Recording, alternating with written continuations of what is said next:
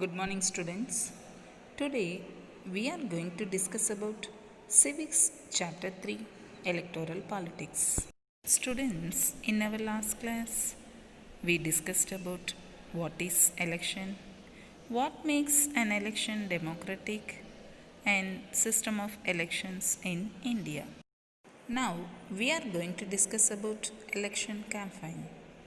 Election campaign means the promotion of the policies, offers, and promises that the candidates make to voters to fulfill if they are elected. That means demanding for vote in between people. Students in our country, such campaigns take place for a 2 weeks period between the announcement of the final list of candidates and the date of polling. Once you file the nomination, the dates the candidates list will be finalized. The election date will be declared. From the date of the declaration of the election day, we have 2 weeks to campaign. Students, why do we need to campaign? Yes, the people whom they are going to choose their leaders would like to convey the message that what they want to do. If they come to power, people choose the party on basing of their policies only. So, it is actually not choosing a candidate here. We are supporting a political party which is putting up its candidate so that if this candidate wins in this region and if he gains the support of all the other candidates all over the state, then the party can make certain changes in the policies and it would like to drive the country's economy towards a certain direction and giving certain extra information or adding on to the growth of the country. Students, do you know election campaigning is mainly to target the people? Because here people who choose the leader, in order to choose the leaders, people try to assess the leaders by the policies what the particular party want to do. Students, when it comes to the parties campaigning, parties always campaign with a larger motto what is the section group to be targeted. When they target a particular section group, they make the policies. For example, in the Haryana case, we have seen Mr. Devilal. His party targeted the farmers and a small businessman. People saying that then, if we are elected, if we come to power, we will definitely waive off all the financial loans which are there on the farmers and on small businessmen. So, when this kind of policies are made, our promise are made, the people would obviously like to choose those candidates. Students, this all happens in the 2 weeks of election campaign. What do you mean by election campaign? Yes, election campaign means the promotion of the policies, offers, and promises that the candidates make to voters to fulfill if they are elected. Students, they vote for the candidates whose policies they like. Election campaigns take place for a 2 weeks period between the announcement of the final list of candidates and date of polling. Students, during this period, the candidates can contact their voters. Election meetings are organized by political leaders. The political parties mobilize their supporters. Students, during these days, the radio, television, and the newspapers are full of election related stories and debates. During this period, The political parties try to focus public attention on some big issues because they want to attract the public to vote for their party. Students, can you tell what is the time period of campaigning for elections? Yes, in our country, such campaigns take place for a 2 week period between the announcement of the final list of candidates and the date of polling. Moving on to understand slogans given by different political parties. Students, in the Lok Sabha election of 1971, the Congress party led by Indira Gandhi gave the slogan of Garbi Hato. Garbi Hato means remove poverty. On that time, the Congress party promised to reorient all the policies of the government to remove poverty from the country. Next, in 1977, the Janata Party gave the slogan of Save Democracy. Save Democracy was the slogan given by Janata Party. Students, the party promised to undo the excesses committed during emergency and restore civil liberties. Students, Garbi Hato was the slogan given by Congress Party. Save Democracy was the slogan given by Janata Party. Students, West Bengal Assembly elections held in 1977. See, on that time, the Left Front Party used the slogan of Land to the Tiller. Land to the Tiller was the slogan given by Left Front Party. Students, Andhra Pradesh Assembly elections held in 1983. See, on that time, Telugu Desam Party used the slogan Protect the Self-Respect of the Telugus. Protect the Self-Respect of the Telugus was the slogan given by Telugu Desam Party. Students, Land to the Tiller was the slogan given by Left Front Party. Students, Indian general election held in 2014. On that time, Bharatiya Janata Party used the slogan Achhe Din Aane Wale Hain. Achhe Din Aane Wale Hain was the slogan given by Bharatiya Janata Party. That means good days are coming. Students, these are the famous slogans given by different political parties. Let us discuss about Code of Conduct and Laws. Students, Code of Conduct means it is a set of norms and guidelines to be followed by political parties and candidates during election time. Code of Conduct means it is a set of norms and guidelines. Students, to regulate election campaign, there are some election laws. According to these laws, no party or candidate can bribe or threaten votes. That means candidates cannot bribe or threaten votes. Number 2, government resources. Students, candidates cannot use government resources for election campaign. That means they cannot use government resources for the election campaign. At the same time, the candidate cannot spend more than rupees 25 lakh in a constituency for a Lok Sabha election or rupees 10 lakh in a constituency in an assembly election. Students, if any party or candidate is found practicing any of the above, their candidates can be rejected by the court. That means if they do so, their election can be rejected by the court. So, all the political parties in our country have agreed to a model code of conduct for election campaign. Students, according to this code of conduct, no party or candidate can use any place of worship for election propaganda. Propaganda means notification. Students, once elections are announced, ministers shall not lay foundation stones of any project, take any big policy decision, or make any promise of providing public facilities. Students, do you know what is the main purpose of election? Yes, it is to give the people a chance to choose the representatives, the government, and the policies they prefer. Moving on to understand polling.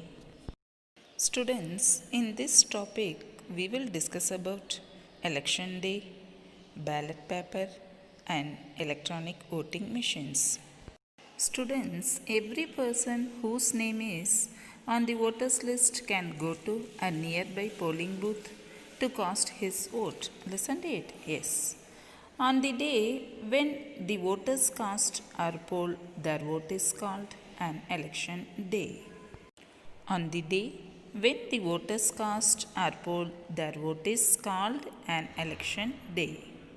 Every person whose name is on the voters list can go to a nearby polling booth and cast his or her vote through a secret ballot. Am I right? Yes. Once the voter goes inside the booth, the election official identify him or her, put a mark on the voter's fingers, and allow him or her to cast his or her vote. Listen to it. Yes. Students, polling booths are usually situated in a local school or a government office. Polling booths are usually situated in a local school or a government office. An agent of each candidate is allowed to sit inside the polling booth and ensure that the voting takes place in a fair way. Earlier, voting was done by putting a stamp on the ballot paper. Students, a ballot paper is a sheet of paper on which the names of the contesting candidates along with the party's name and symbols are listed. A ballot paper is a sheet of paper on which the names of the contesting candidates along with the party's name and symbols are listed. Students, a mark is put on the voter's fingers and is allowed to cast the vote. The mark ensures that the same person cannot cast the vote two times, as the mark cannot be erased for at least a week. See, if the voter has a voter's ID, he has to produce it before voting. Voters are given a ballot paper. A ballot paper is a sheet of paper on which the names of the contesting candidates along with party name and symbols are listed. Students, the voter puts a stamp on the name of the candidate he wants to elect. Let us discuss about electronic voting machine. Students, electronic voting machine is known as EVM. What do you mean by electronic voting machine? Yes, it is a machine that shows the names of the candidates and the party symbol. This machine is used to record the votes. The machine shows the names of all the candidates and the party symbols. See, independent candidates too have their own symbols allotted by election officials. All the voters has to do is to press the button against the name of the candidate she or he wants to give her or his vote. Once the polling is over, all the EVMs are sealed and taken to a secure place. Students, a few days later, on a fixed date, all the EVMs from a constituency are opened and the voters secured by each candidate are counted. On that time, the agents of all candidates are present there to ensure that the counting is done properly. At last, the candidate who secures the highest number of votes from a constituency is declared elected. Students, can you tell where is polling booth located on election day? Yes. Polling booths are usually situated in a local school or a government office. What do you mean by EVM? Yes, EVM means electronic voting machine. So it is a machine that shows the names of the candidates and the party symbol. This machine is used to record the votes.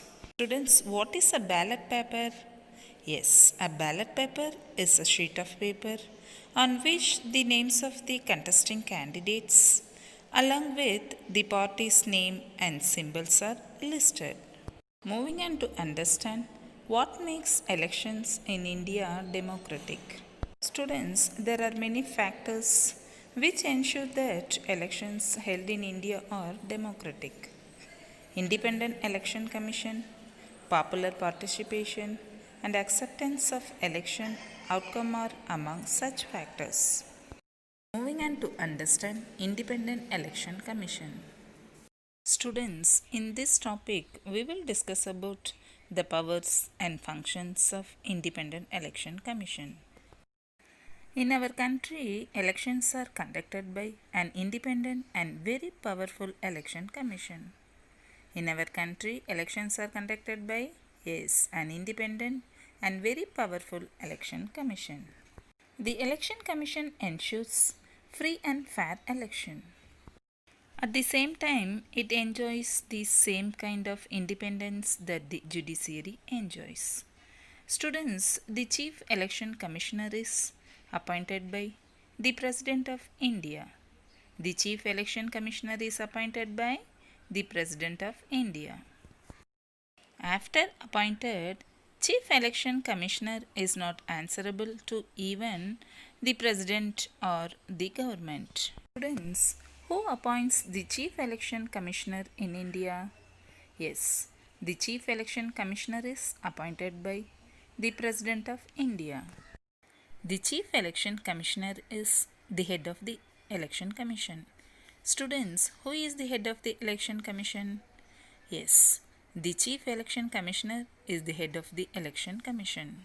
After appointed, Chief Election Commissioner is not answerable to even the President or the government. Moving on to understand powers of Election Commission.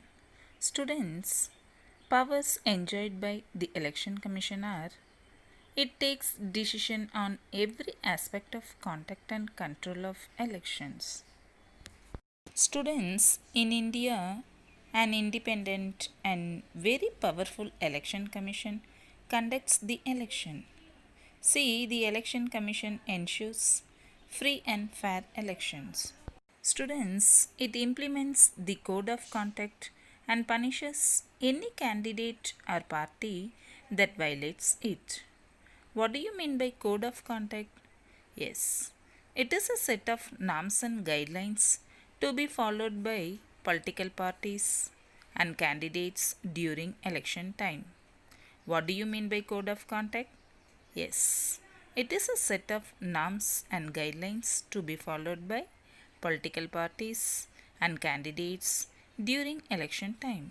Students, during the election period, the Election Commission can order the government to follow some guidelines to prevent use and misuse of government power to enhance its chances to win election or to transfer some government officials. That means Election Commission can order the government to follow some guidelines to prevent misuse of governmental powers to enhance its chances to win the election or to transfer some government officials. Students, government officials on election duty work under the control of the Election Commission and not the government. That means when on election duty, the government officials work for the Election Commission, not the government.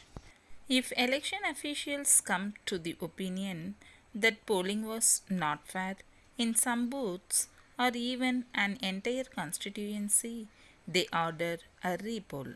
So what are the powers of Election Commission? Yes, Election Commission conducts the election. It implements the code of conduct. Election Commission takes decisions on every aspect of conduct and control of elections from the announcement of elections to the declaration of results. During the election period, the Election Commission can order the government to follow some guidelines to prevent use and misuse of governmental power to enhance its chances to win elections or to transfer some government officials. When on election duty, government officers work under the control of the Election Commission.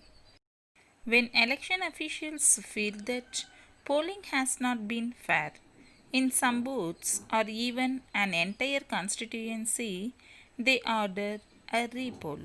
Students, can you tell, are elections in India free and fair? Yes, elections in India are free and fair because these are conducted by an independent election commission. Let us discuss about popular participation and acceptance of election outcome. At first, popular participation.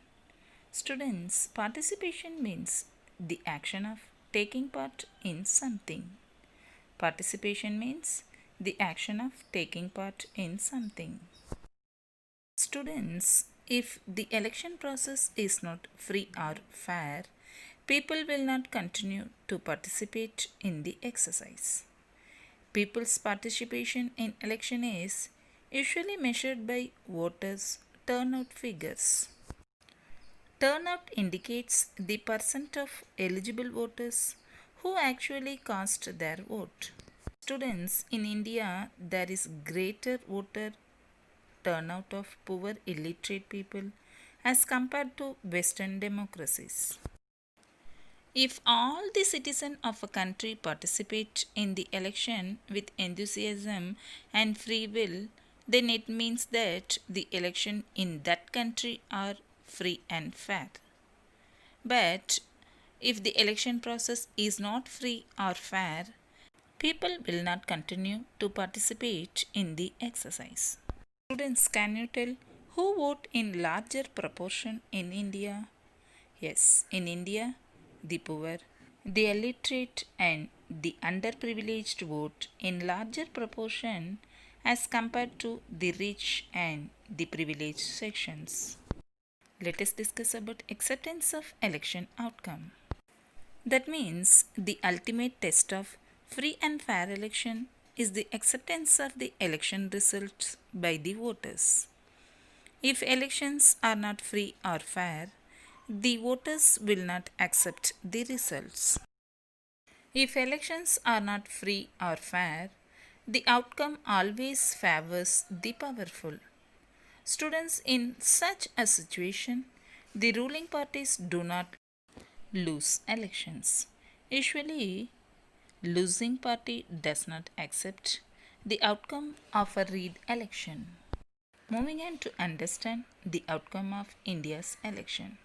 Students, the outcome of India's election speaks for itself. Students, here we have ruling parties.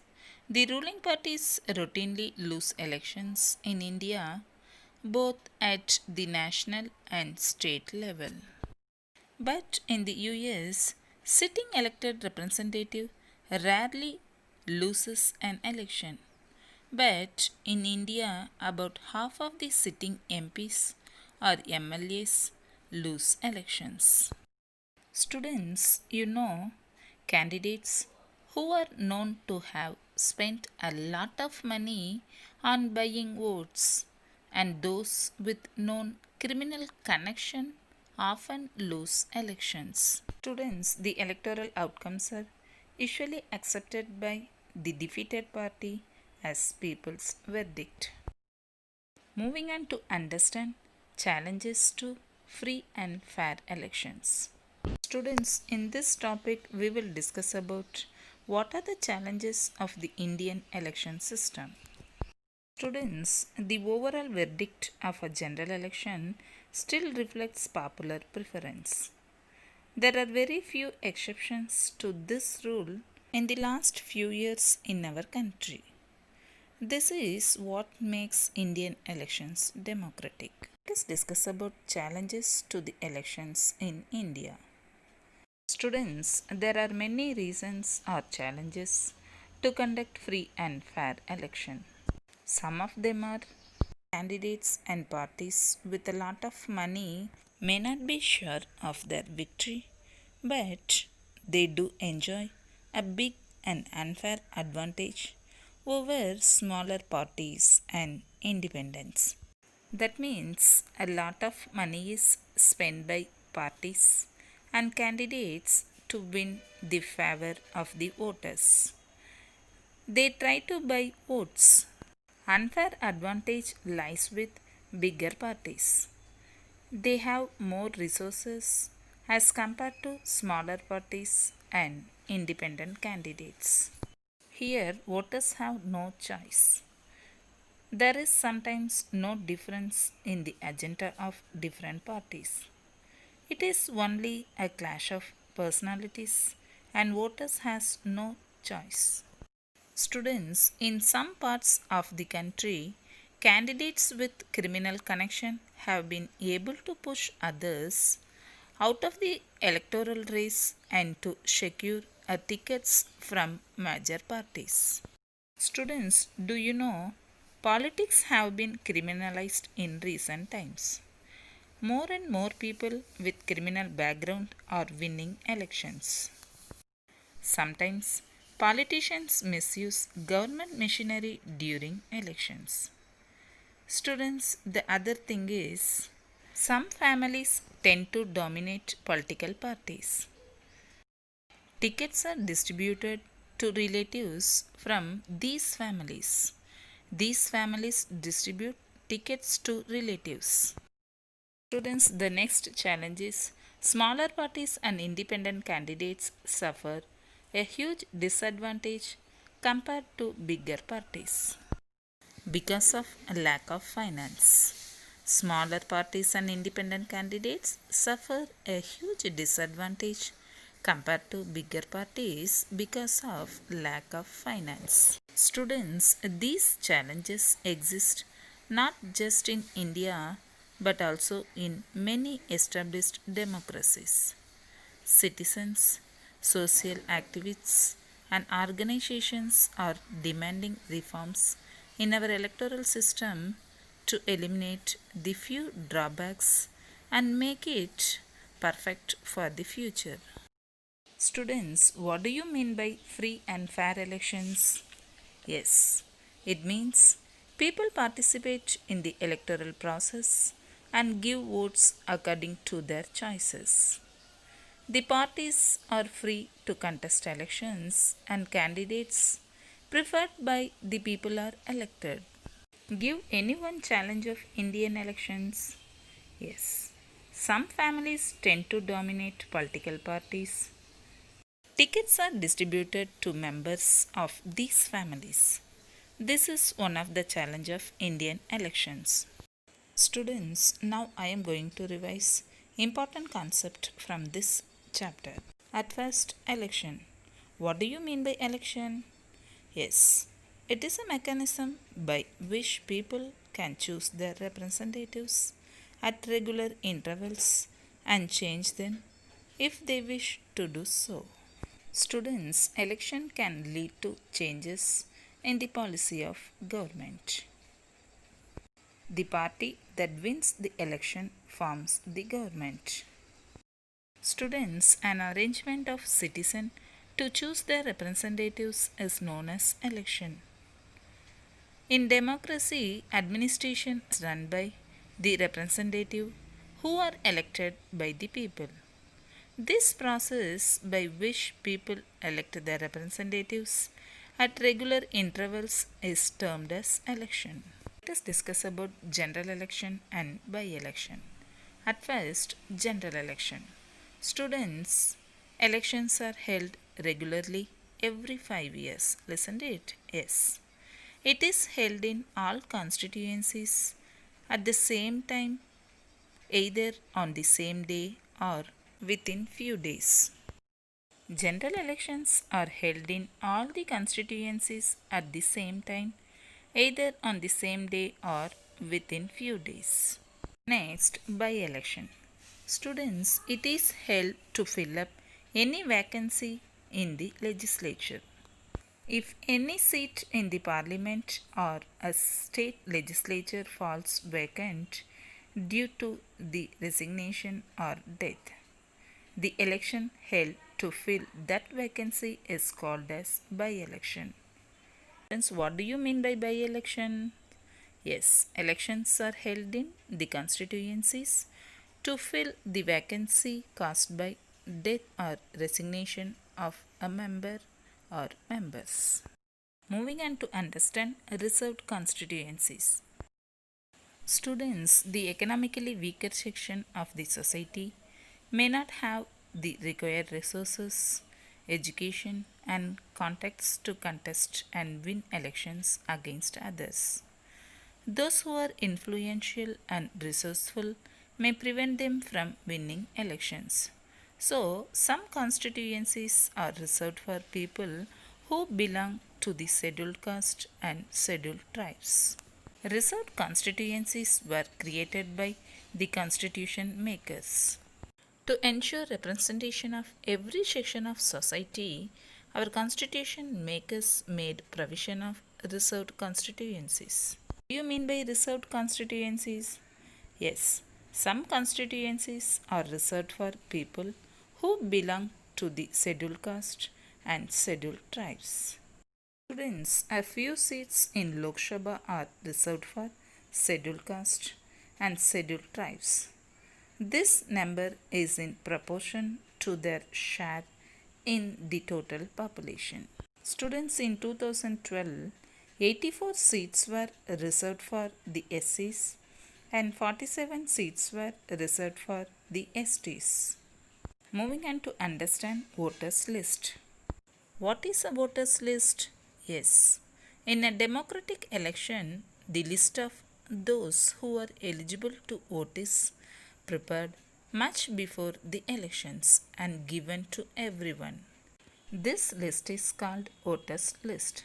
Students, voters list is also known as electoral roll.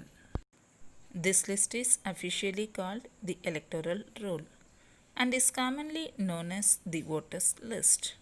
Students, the right to vote falls under universal adult franchise.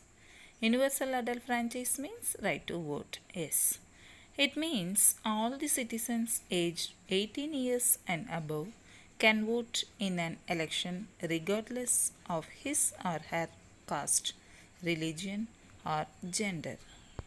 Moving on to understand party ticket, election photo identity card, ballot paper, EVM, and code of conduct. At first, party ticket. Students, what do you mean by party ticket? Political parties nominate their candidates who get the party symbol and support. The party's nomination is also called the party ticket. The party's nomination is also called the party ticket. Let us discuss about election photo identity card. Students, in the last few years, a new system of election photo identity card has been introduced. The card has not been made compulsory for voting, and voters can show any other proofs of identity like the ration card, driving license, or Aadhaar card. Students, every voter is issued a photo identity card by the Election Commission.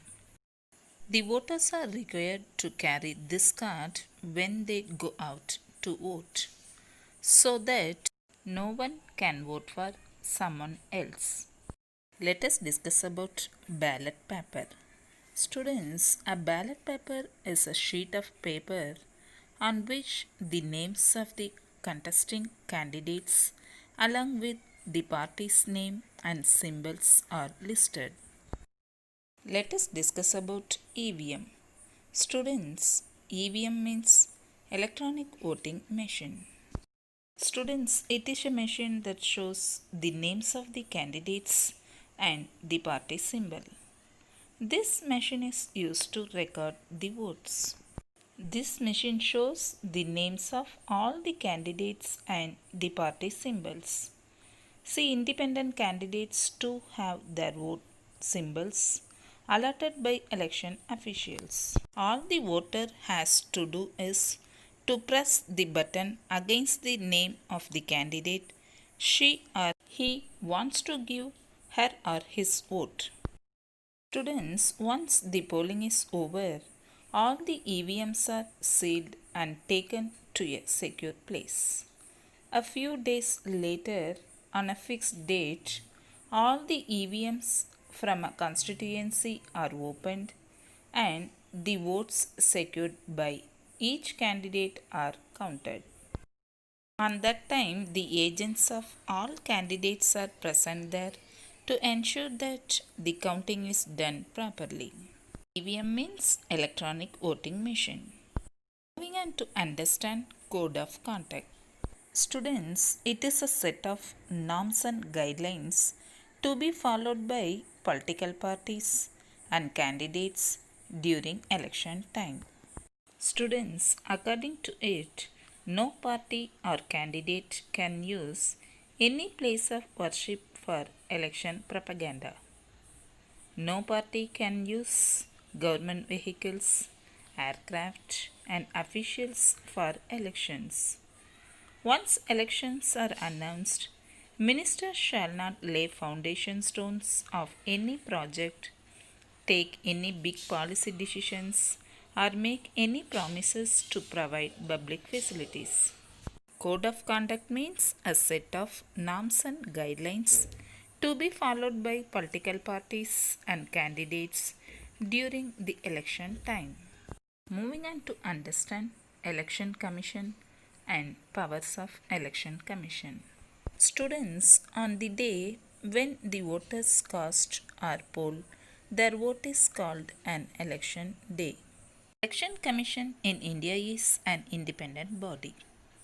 In our country, elections are conducted by an independent and very powerful election commission. It enjoys the same kind of independence that the judiciary enjoys. Students, the Chief Election Commissioner is appointed by the President of India. After appointed, Chief Election Commissioner is not answerable to even the President or the government. The Chief Election Commissioner is the head of the Election Commission. Students, who appoints the Chief Election Commissioner in India? Yes, the Chief Election Commissioner is appointed by the President of India. Who is the head of the Election Commission? Yes, the Chief Election Commissioner is the head of the Election Commission. Let us discuss about powers of Election Commission. Students, powers enjoyed by the Election Commissions are: it takes decision on every aspect of conduct and control of elections. The other thing is, it implements the code of conduct and punishes the parties and candidates who violate it. During the elections, Election Commission can order the government to follow some guidelines to prevent misuse of governmental powers, to enhance its chances to win the elections, or to transfer some government officials. Students, list the ways to regulate and ensure free and fair elections. Yes, misuse of government facilities should be prevented. Next, role of money and muscle powers should be checked. Voting should be made compulsory. Then, contesting candidates should not be allowed to use caste or religion during elections. Students, do you know what choices are given to voters during elections? Yes, they can choose who will make laws for them. They can choose who will form the government and take major decisions. And they can choose the party whose policies will guide the government and law making. Students, do you know who can be denied the right to vote? Yes, Criminals and persons with unsound mind can be denied the right to vote. Criminals and persons with unsound mind can be denied the right to vote. Thank you.